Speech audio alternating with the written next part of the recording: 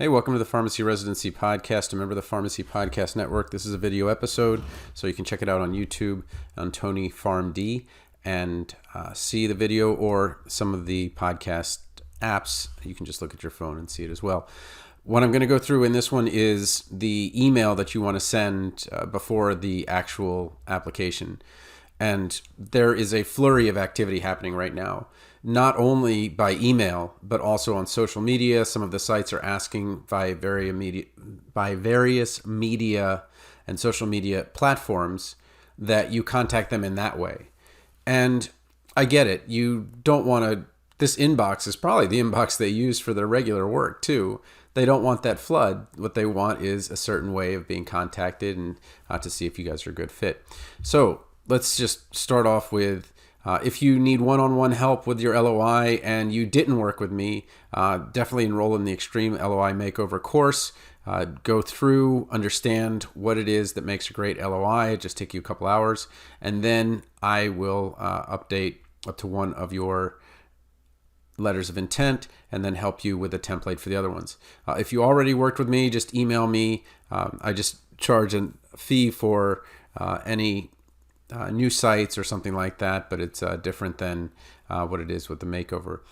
So with the email template, just go here to Residency. You'll go to the LOI course, and this is free. You don't have to be a member of the course for this template, and it's going to be under free resources under the Residency School curriculum. And you go to the Extreme LOI Makeover course, very top section.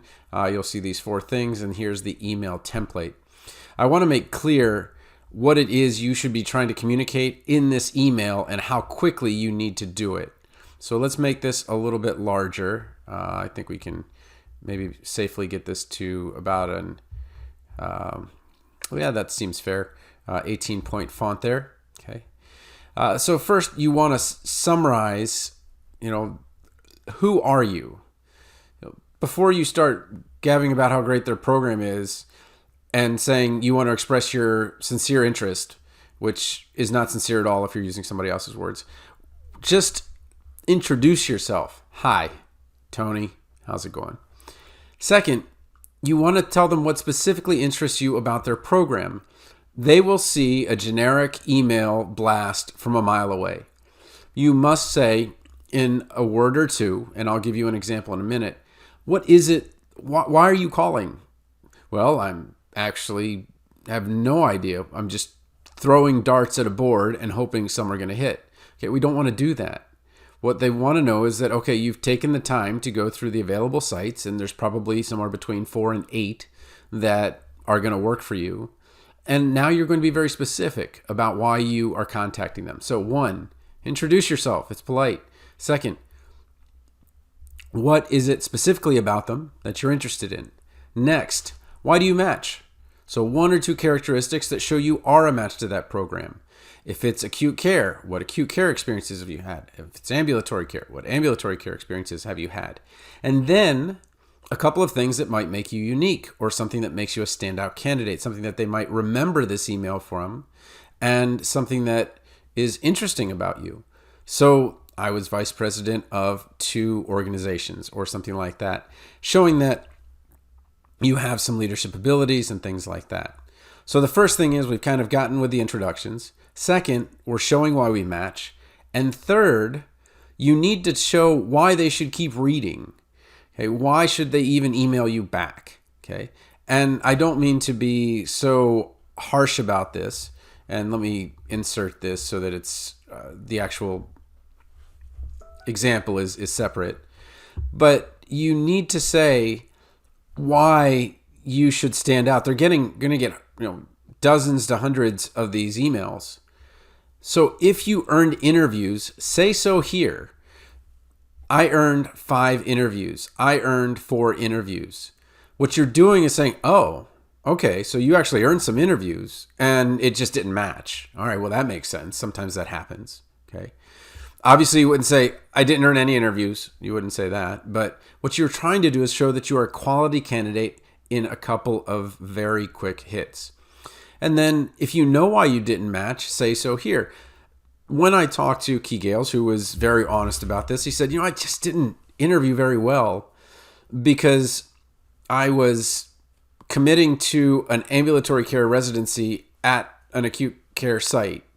And that disconnect made it not work out quite right during the interview, although he ended up matching in phase 2, as many of you want to.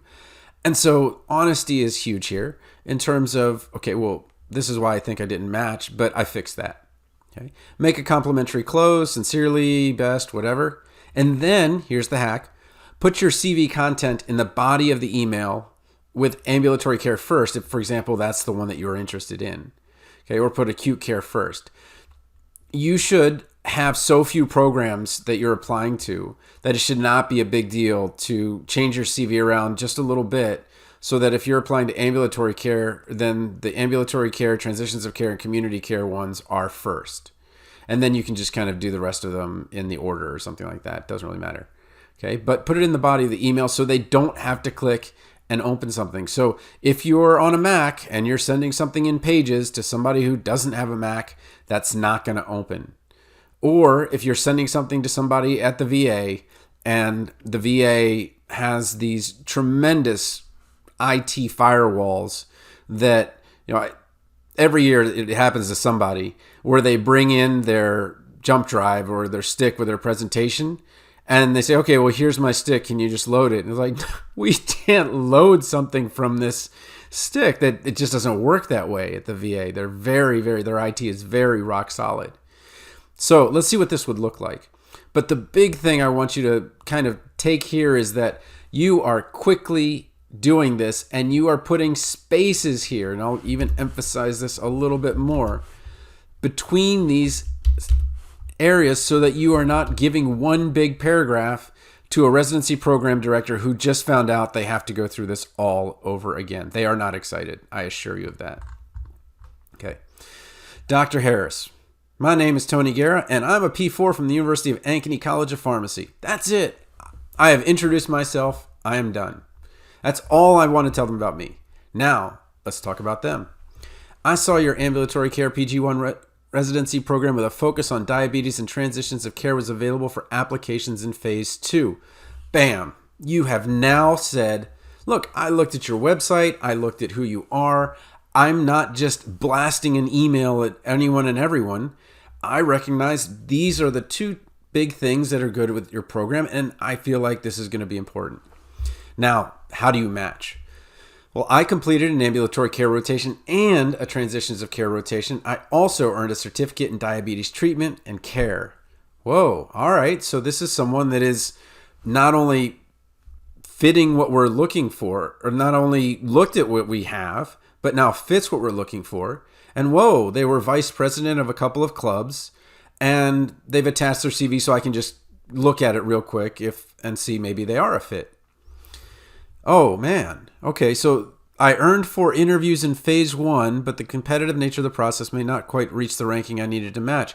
Okay, so what probably happened to this person is they might have ended up in, applying to a place that had 4 residents, and they ended up getting ranked like 7th, and that just wasn't quite enough. Or they applied to a place with only 1, and they got ranked 2nd. So that's understandable. But if you are saying, hey, look, I got interviews, all right? And I'm not disparaging those that didn't get any interviews at all in the first section, but I'm just saying that if you got interviews, that is proof positive that you should be getting another interview. Next, I am looking to apply to your program on Tuesday, March 23rd at 9 a.m. Eastern Time.